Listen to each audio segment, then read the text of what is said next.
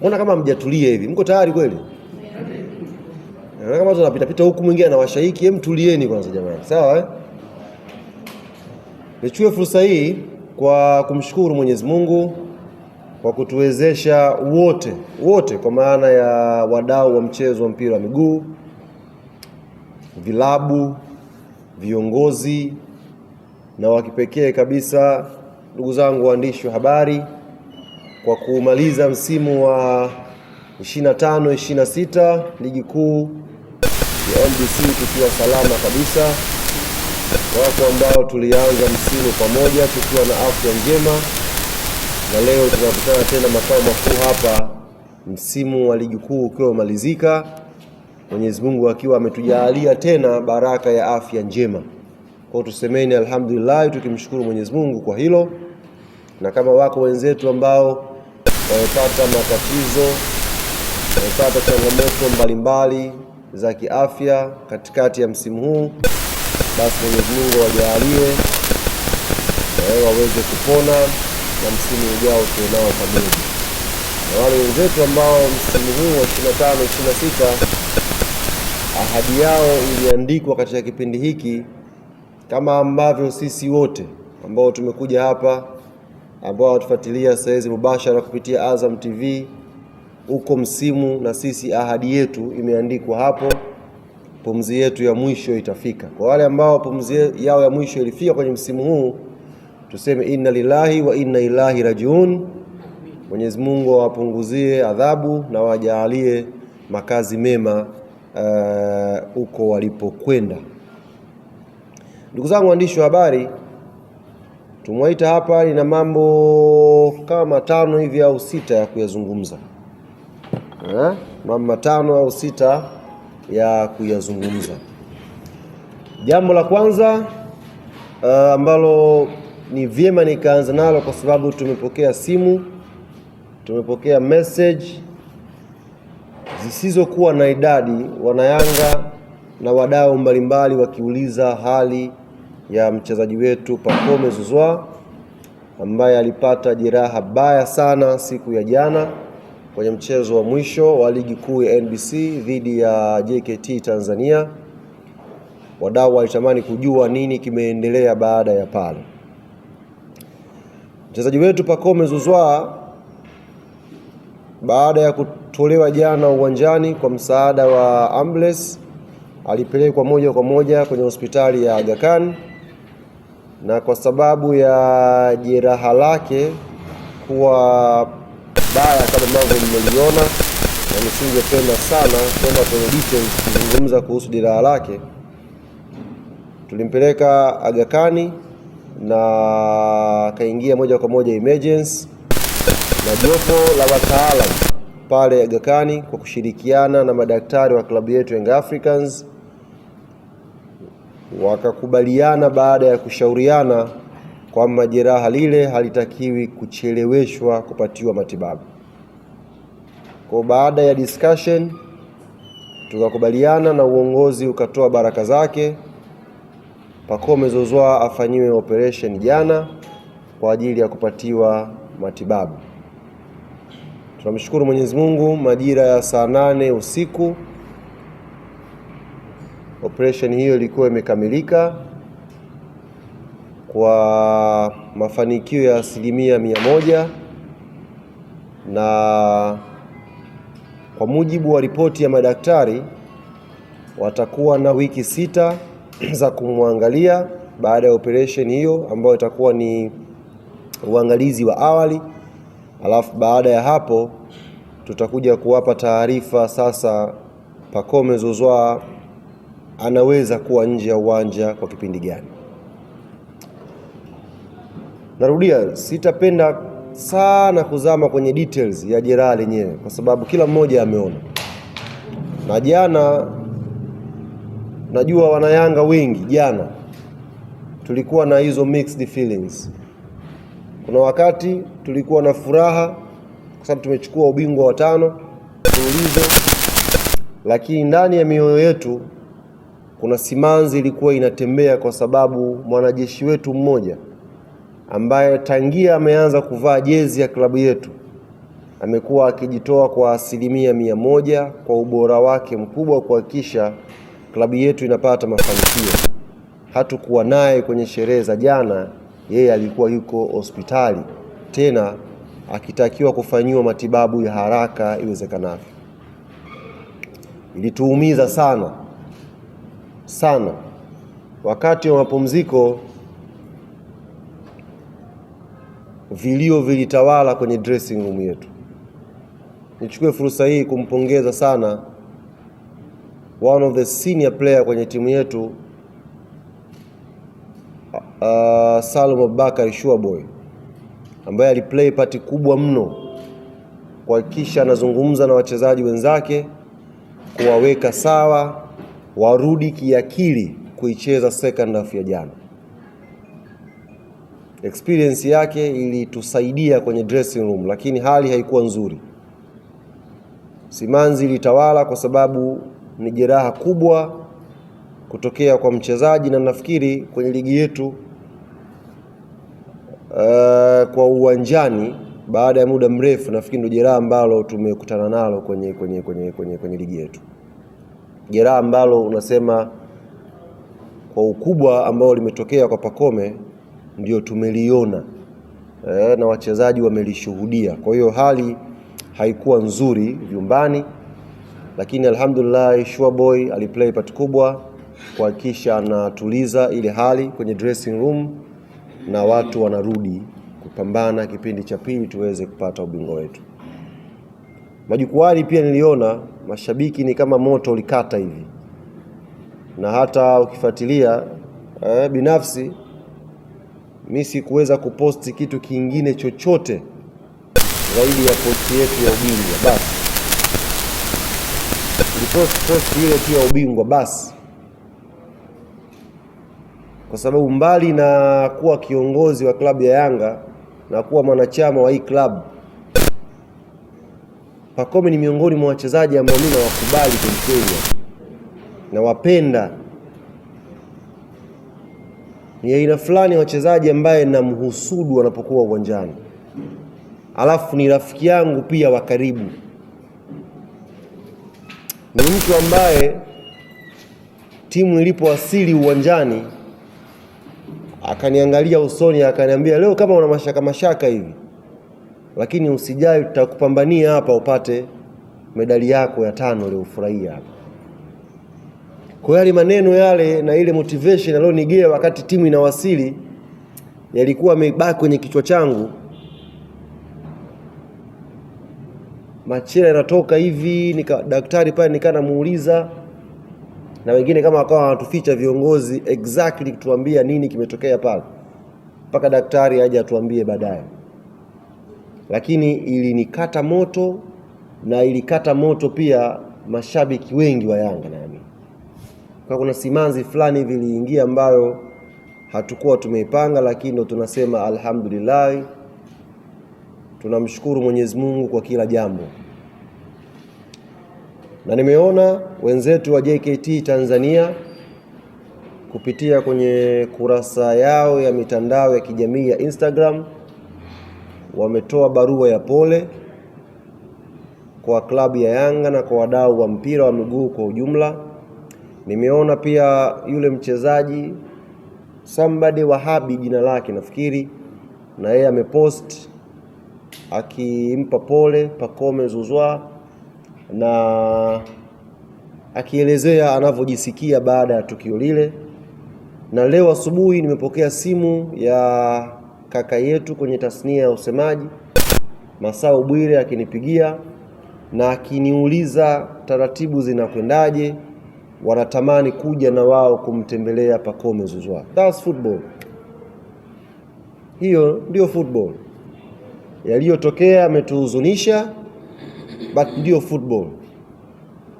Na kwa niaba ya uongozi wa klabu ya Young Africans tuambie wenzetu wa JKT Tanzania tumepokea pole yao, na tunasubiri taratibu za wenzetu pale Aga Khan. Kijana ameamka, yuko vizuri. Nimeona hata wakati nakuja hapa ameposti status kwenye namba yake ambayo mna namba zake, akishukuru watu mbalimbali kwa message ambazo wamemtumia za kumtakia pole.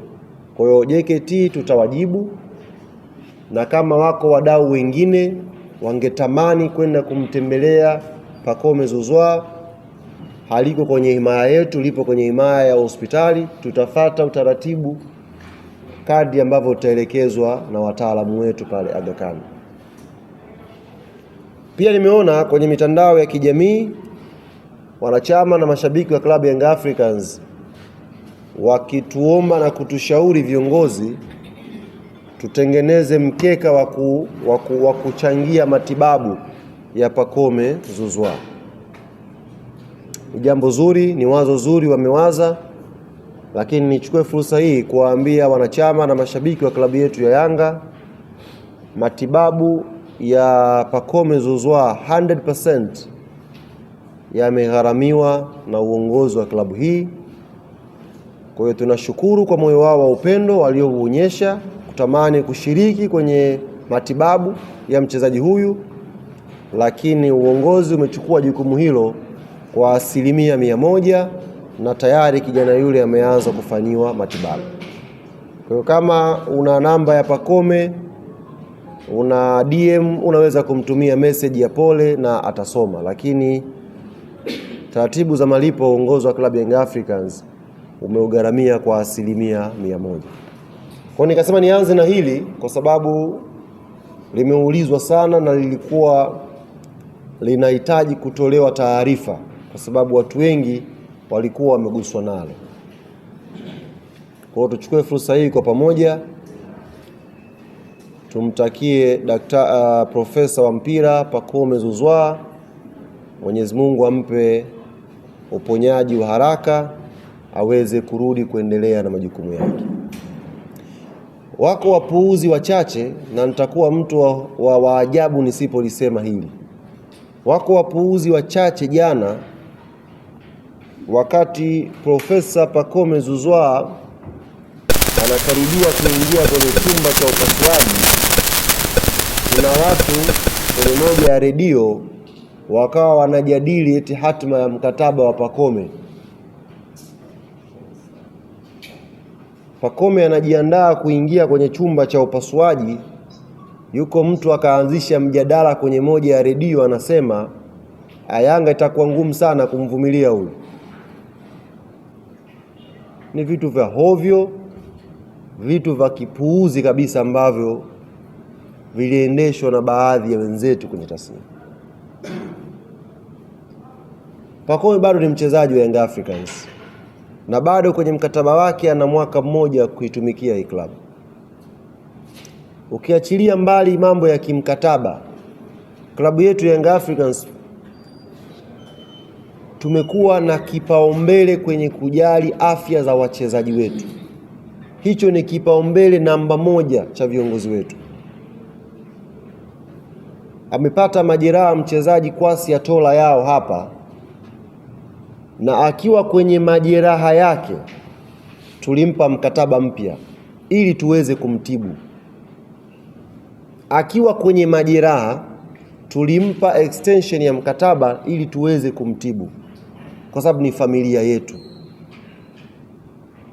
Aliumia mchezaji hapa Yakuba Soni, tulimtibia mpaka akapona akiwa na mkataba wetu, na tulimuongeza mkataba akiwa yupo kitandani. Sasa sijui agenda behind. Mwenzako anakwenda kwenye chumba cha upasuaji, agenda behind una push kwamba Yanga waachane naye. Vitu vinatia simanzi sana hivi. Nikataka niliweke sawa hili kwa wenzangu ambao ni waandishi wa habari, angalau tu tunaangalia basi timing ya hizo story. Yaani immediately ndio tunataka kupata jeraha kubwa kabisa, wewe unakwenda kujadili hatima yake na Yanga eti huyu Yanga wataachana nayo. Kweli jamani, immediately baada ya mtu kuumia ndio tumekosa ajenda za kujadili kwenye vipindi kiasi hiko. Yani basi weka ajenda pia unakuwa negative kwamba ataachwa huyu. Mifano unayo kibao ambayo klabu hii imeshiriki kwenye matibabu ya wachezaji. Mchezaji wetu Clement Mzize, he's one of the best paid players season hii, si ndio? Tumikia mkataba wake akiwa majeruhi na hamjawahi kusikia. Maana nilitegemea hiyo ndio iwe content basi. Mngeenda kumhoji Mzize, posho zako zinacheleweshwa, mshahara wako vipi? Hamjawahi kusikia hata siku moja akilalamika huyo mchezaji, lakini mna pick negative side of the story. Lengo sijui sana nini pale. Kwa niwaambie wana Yanga, Pacome Zouzoua ni mchezaji wa klabu ya Young Africans na kimkataba bado ana mwaka mmoja, na matibabu yake yote yatakuwa chini ya Young African Sports Club mpaka atakapokuwa sawa na Mwenyezi Mungu atapomjalia kurudi tena uwanjani kutupa raha. Kwa hii inaliweka very clear, lieleweke. Hilo ni jambo la kwanza ambalo nimeona nianze nalo, na mtaniwia radhi kwa sababu sikutaka sana kwenda kwenye details za jeraha lenyewe. Kwa sababu jana kiukweli mimi hata ile video ambayo ilikodiwa ikawa inapostiwa kwenye social media, nilivyoiona kwa mara ya kwanza sikurudia tena kuitazama. Mwili wangu ulitetemeka yani. Sikurudia tena kuitazama ile video. Nikaifutilia mbali kwenye simu yangu. Na hata sitamani hata Pacome mwenyewe hata kama kaamka asubuhi aangalie aone hiyo video. Inasikitisha. Lakini kama tulivyosema ndio mambo ya football. Tunasema alhamdulillah kwa kila kitu, maisha mengine yanafanyaje? Yanaendelea. Jambo la pili. Jana tumechukua ubingwa wetu wa 5. Huu ni ubingwa wa 5 mfululizo wa ligi kuu ya NBC. Nikiangalia hapa, ukiondoa hawa wazee wanne hapa, hayupo katika sisi hapa aliyewahi kushuhudia timu ya Tanzania ikidominate ligi kwa miaka 5. Kutoa hawa wazee wanne ambao wameshuhudia miaka ya 70 huko, hayupo katika sisi hapa aliyewahi kushuhudia timu ya Tanzania ikidominate ligi kwa misimu 5 kama ambavyo Young Africans tumefanya. Sasa jana, moja katika kichekesho kikubwa ambacho nimekiona jana, nikasema ni muhimu ni wajuze pia waandishi wa habari. Wako wenzetu kila msimu unapomalizika, wao huwa wanatafuta ajenda ya kuwapumbaza mashabiki na wanachama wao kila wanapokosa kombe.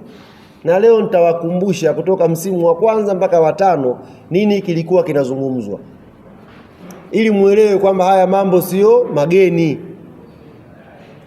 Msimu wa kwanza Engineer amekamata timu vizuri, Arafati yuko hapa na wajumbe wako hapa, Yanga ikapiga bismillah tuanze kuchukua ubingwa wa ligi. Msimu wa kwanza Yanga inachukua ligi kuu hapa ya Tanzania. Watani zetu wakasema tushachukua mara 4 ligi za ndani, focus yetu ni Champions League, sio ndani. Huo ulikuwa msimu wa kwanza, ndiyo maneno yao yalikuwa hivyo. Tumeshachukua misimu 4 ndani, now focus Champions League. Tukasema sawa, twendeni tukaone Champions League. Wakapigwa. Hodi kwenye ligi tukawashona tena msimu wa pili, Yanga akawa bingwa. Ule msimu ulivyoisha wakasema tumeshakaa na timu muda mrefu, tujenge timu sasa. Huu ni msimu wa kujenga timu. Wameshakaa watu muda mrefu, tufumue timu tujenge mpya. Tukasema sawa, jengeni timu baba. Ikaja season ya 3. Tukawashona. Hiyo ndio season ambayo kama mnakumbuka msimu unaisha wakasema kuna wachezaji wanatuhujumu, wakawatimua watu pale kama mnakumbuka wengi kweli yani. Chukua hela hapo, unachukua hela hapa, wanatuhujumu pale, wakafukuza na watu pale. Tukasema kwa hiyo mmesasa mmeshasafisha timu yenu tumesafisha, njooni sasa Yanga muone. Huo msimu wa 3 akasema sawa, ukaingia msimu wa 4 tukawashona. Msimu wa 4 umeisha tu. GSM anaharibu ligi huyo. Msimu wa 4 huo GSM anaharibu ligi. Tukasema mnatakaje? Twendeni msimu wa 5. Tushajenga timu, tushasafisha, sasa hivi tuko vizuri. Chuma hiki hapa cha 5. Sasa hizi kilio ni marefali. Sasa hivi kilio ni marefali. Kilio ni waamuzi. Ndio kilio. Kutoka tushachukua sana ubingwa wa ndani, sasa hivi tunakwenda Champions League. Kutoka tunajenga timu. Kutoka tunasafisha watu wanaotuhujumu ndani ya timu. Wakaja wakasema GSM wanaharibu ligi. Sasa hivi ni marefali. Nataka niwaambie wana Yanga, hawa hawajui kinachowasumbua, na sisi tusiwaambie kinachowasumbua, tuwaache. Kwa sababu kuna mstari mwembamba sana unaotofautisha kati ya ujuaji na ujinga. Yaani kuna mstari mwembamba unaomtofautisha mtu mjuaji na mjinga. Unaweza kuwa unajua sana, kumbe ni ujinga wenyewe kwa hapo. Na sisi tupigeni bati hivi. Kwa sababu mwisho wa siku maneno hayavai medali. Hii hauivai kwa propaganda hii. Wewe ni bingwa wa kulipalipa mashao wa kusifie, uvai hii, huwezi kuvaa hii. Wala picha ya kombe utakao upige nayo ya NBC. Angalia Yanga ilivyo. Tumechukua ligi msimu. Angalieni hapa ndio mjue Yanga ni klabu ya namna gani. Tumechukua ubingwa msimu, ubingwa wa 5 mfululizo. Tumefunga magoli mengi kuliko timu yoyote kwenye ligi. Tumeconcede goli chache kuliko timu yoyote kwenye ligi. Sisi ndio the best team kwenye ligi ya Tanzania msimu. Lakini mashabiki wetu msimu unaisha wanawaambia viongozi, nendeni mkaboreshe hii timu. Angalia difference ilipo hapo.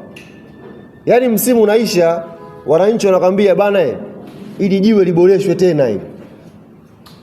Tuweke vyuma vingine. Na niwaambie rais wa klabu ya Young Africans amenituma niwaambie wana Yanga, atakuja kupata siku atazungumza na nyie vizuri kabisa. Lakini amesikia vilio vyenu na anakwenda kutengeneza tena timu nyingine ya kuja kutawala tena hapa Tanzania na kwenda kuitikisa Afrika inshallah. Yaani hiyo ndio difference ya Yanga na timu nyingine. Sisi wanachama wetu sio wanachama ho he ha he. Sio wanachama buruza twende. Sisi hatuna wanachama hao, na ndio mafanikio tunayoyapata haya. Hatujawekeza nguvu sisi kwenye uongo. Tumewekeza nguvu kwenye ukweli, kwenye mpira wenyewe. Kwa hiyo nawaomba wana Yanga, mkiwasikia wanalalamika, leo tunazindua kampeni mpya hapa. Na hili naomba ndo likawe jibu la kuwapa. Yaani leo tunazindua kampeni mpya na ninaomba hili likawe jibu la kuwapia watu wote wanaolalamika huko. Kwa sababu hawajaanza kulalamika leo, wameanza muda mrefu. By the way, ubingwa huu mtamu kama Simba hajalalamika. Yaani huo sio ubingwa. Yaani ndio chukua ubingwa hawajanungunika. Hauna ladha. Hii ndio ladha yenyewe. Hapo ndo tamu inakolea hapo. Leo tuna launch kampeni mpya kwa ajili ya kuwajibu hao wanaolalamika. Na kampeni yetu inakwenda kwa jina la mwakani tena. Mwakani tena. Hiyo ndio slogan yetu kutoka leo tarehe 1. Na nitawaambia kwa nini. Tarehe 1 leo mwezi wa 7. Kawaambieni kauli mbiu ya Yanga inasema mwakani tena. Wakisema sijui waamuzi, waambie mwakani tena. Sijui tena. Majumba jeupe tena. Yaani mwakani tena. Leo tarehe 1 ndiyo tarehe ambayo tunakwenda kuanza mwaka wetu wa fedha wa klabu ya Young Africa Sports Club. Ndiyo tarehe ambayo wanachama waliolipa ada ya mwaka mmoja leo tunawakabidhi jitihada zao za kuchangia klabu hii kuwa wanachama. Success yao ni hii. Kwa ule mwaka tayari umemalizika. Leo tunafungua dirisha jipya la usajili wa wanachama kulipa ada zao kwa msimu unaofuatia. Mwaka jana tulikuwa tuna tofali, ndo hili hapa limetulipa. Mwaka huu tuna kampeni nyingine mpya inasema mwakani tena, kudadadeki. Sasa kama mwaka huu chombo kimekwenda hivi, mwakani tutakavyorudi mimi na mashaka. Mzee Msumi uko mbele huko, mimi na mashaka. Sasa ligi bakia tu mkumi tu, watu wanaanza kujipunguza wenyewe. Maana ni hatari jambo linalokuja mbele huko. Kwa hiyo Wanayanga tuchukue hii kampeni kutoka leo kwa kuhamasishana kwenye matawi yetu, kuhamasishana mmoja mmoja kwamba wananchi mwakani tena tunataka tufurahi. Tunataka tuwashone hawa watu, tunataka tuwazibe midomo yao. Kila mmoja anatakiwa sasa akalipe ada yake au uishe wanachama wake kutoka leo tarehe 1. Ndoto zetu Wanayanga wote ni kufanyika usajili mmoja mkubwa kweli kweli. Usajili yani watu wa maana washuke. Na hiyo ndoto tunaanza kuitimiza sisi. Tunavyoanza mwakani tarehe kama ya leo tukifunga msimu, nini tukione? Tunaanza leo hizo harakati. Kila mmoja ahakikishe anamwambia mwananchi mwenzake mwakani tena, na inaanza kwa mimi kulipa ada yangu. Kwa hili bwana captain ndio likawa jibu letu hili. Yaani ukisikia wanalalamika waambie hii sio kama ndo mwisho. Safi. Mwakani tena. Kimya. Wao usiongee sana. Hili pia nikasema ni muhimu niwaambie kina Kizenga hapo, kapteni, mkiwa mnakutana nao mitaani huko, wala msitumie jasho jingi sana kubishana na watu. Waambie tu mwakani tena yani. Dozi inaendelea hii. Sasa jana nimetangaza bwana kuhusu utaratibu wa parade. Jana nimetangaza kuhusu utaratibu wa parade ya mwaka huu. Lakini hamwezi kuamini bwana. Jana usiku nimepokea message nyingi kweli yani za Wanayanga. Nyingi kweli kweli yani. Ananiambia mwenyekiti, yani kweli tuchukue ubingwa wa 5 wa ligi mfululizo. Alafu kweli kabisa tusipite Msimbazi sisi. Jana ameniambia mimi jana. Yani kabisa tuchukue ubingwa huu ambao tumeutolea jasho kweli kweli. Tumepambana nao usiku na mchana. Hafa kamtaa tusikatize akamtaa jamani kweli. Mbona kama mwenyekiti umeanza kuzeeka hivi kwenye masimango hivi? Mbona kama umeanza kuzeeka hivi? Wakanifikirisha. Kasema okay. Ndio mfumo unasemaje? Tusikatize kale kamtaa kweli? Sahihi Sasa tumechange gia kidogo. Kama mlijua mtapumzika mwaka huu, imekula kwenu. Basi imeanza kutoka Mwanza inakuja Dar. Tuliweka station Mwanza. Tumemwambia dereva washa gari njoo Dar es Salaam. Kule Mwanza tutakwenda kusherehekea. Lakini sasa tutamsimanga nani kule? Sasa yuko hapa. Sawa, tutakwenda Mwanza, tutapiga parade, tutaenjoy. Na ratiba nitawapa ratiba. Lakini sasa kwa nini yani? Kwa nini yani kamtaka tusiingie pale, tukafurahi. Kwa basi bwana lipo njiani nakuja Dar es Salaam. Ndugu zangu, kama mlinisikia jana waambia tumwapumzisha, imekula kwenu. Basi lipo njiani. Na tarehe ya parade ya Dar es Salaam iko pale pale tarehe 4. Tumepanga tarehe 4 kwa sababu tumesikia Pemba hamuendi, mko hapa. Kwa hiyo mtawakuta, naamini. Maana taarifa za uhakika mashabiki wote wamegoma kwenda Pemba. Sasa ni mawili wachague. Waende Pemba wakutane na Kitambala au wabakie da. Watukute wanaume tukiwa tuko Msimbazi pale. Yaani hakuna kupumua hiyo. Tarehe 4 tuna parade. Na halitokei mbali tafadhali. Yaani msione kama ni mbali. Tunaanzia TFF Karume pale. Mzee Msumu, sawa? Tunaanzia TFF Karume. Tunakuja kukunja kona. Sasa hivi hapa uongozi unaendelea na vikao mbalimbali. Tunataka tulipie masaa 5, ule mtaa tuufunge 5 hours. Tuweke mziki pale, ndio serikali inataka ituambie kama kuna alternative way au kuna vitu vitasimama, watushauri. Lakini mawazo yetu ni masaa 5. Ile sherehe tunaweka hapa na tuiweke pale. Sio kama nanielewa vizuri. Tunaweka mziki hapa, nataka tuufunge pale katikati pale. Yaani kwenye ile mwendokasi mimi nipo juu pale. Kwenye mwendokasi pale. Naweza nikakaa pale juu 5 hours.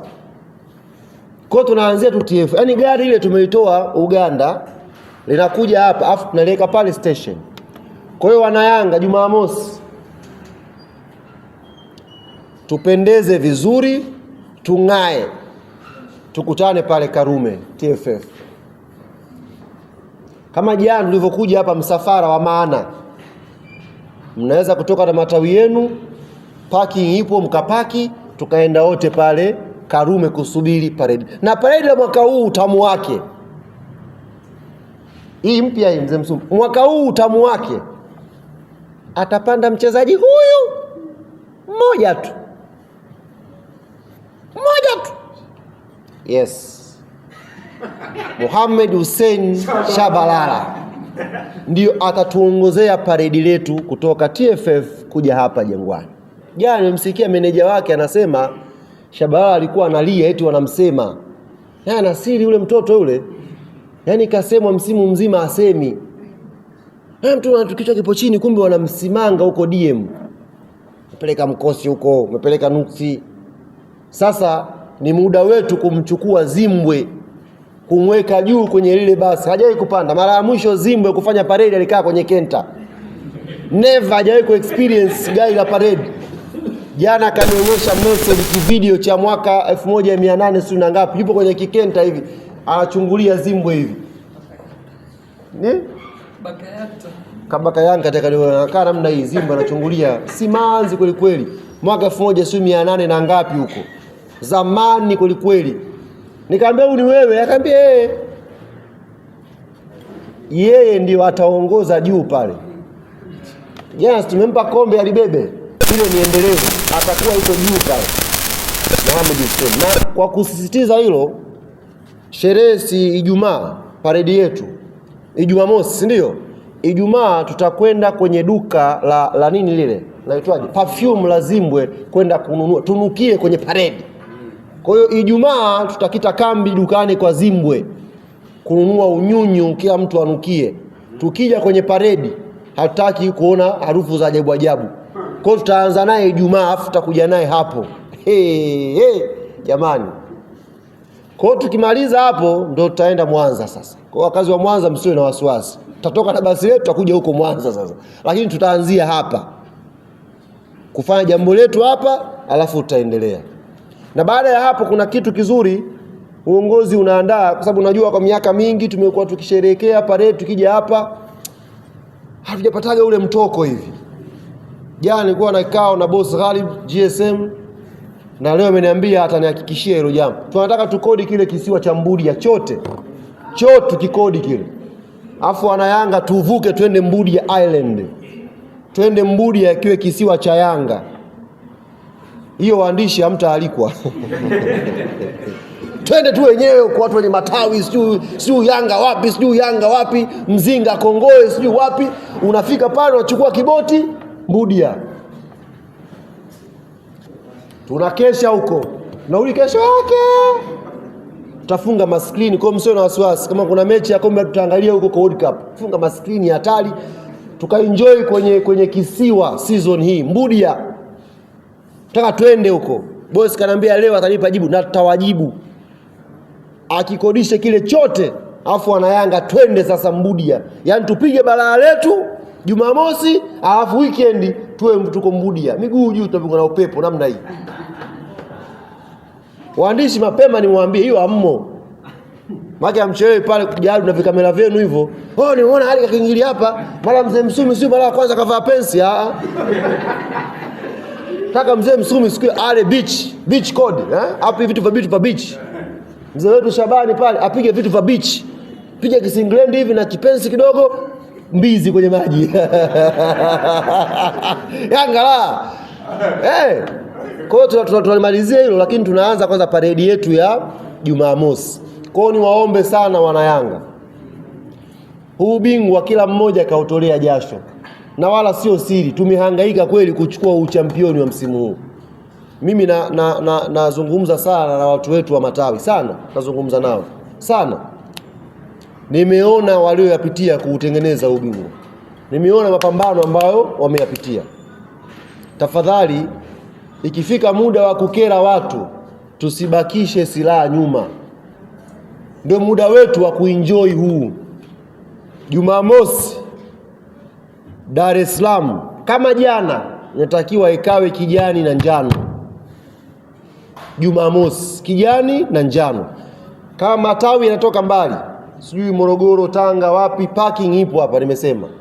Njooni tuweke magari hapa, tunakwenda mdogo kwenda kumpokea Mohamed Hussein Zimbwe juu kwenye basi. For the first time Zimbwe na picha ya gari kubwa la parade pale inakwenda kupatikana. TFF Karume tunatembea Msimbazi, tunakuja kujadiliana sasa tunakwenda wapi kula bata hiyo kwenye kisiwa chetu. Bana.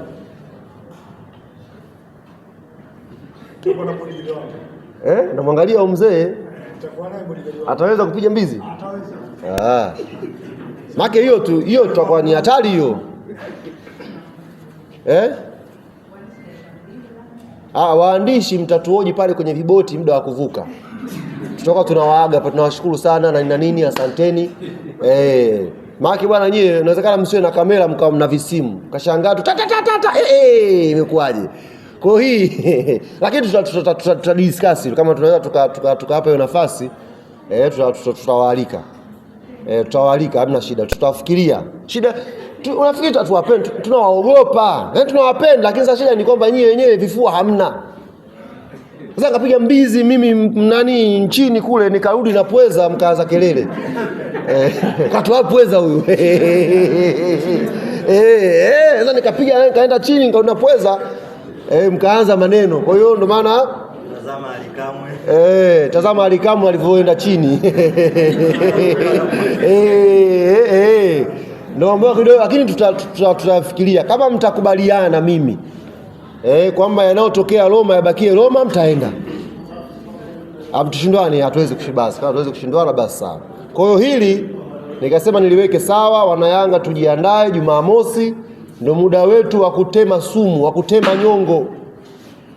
Muda wetu wa kutema sumu, wa kutema nyongo. Vaa jezi yako, tukutane wapi? TFF Karume. Yaani ndio center pale tunakutania. Alafu Zimbwe kuna anatokea na ule mbasi mtamuona ndo tutampokea pale sasa. Dereva wetu Mohamed Hussein Zimbwe. Namba 5, namba 4. Tuengeze tuingia mtaa wetu hapa. Kwa hiyo huu ndio muda wa kutema sumu wana Yanga.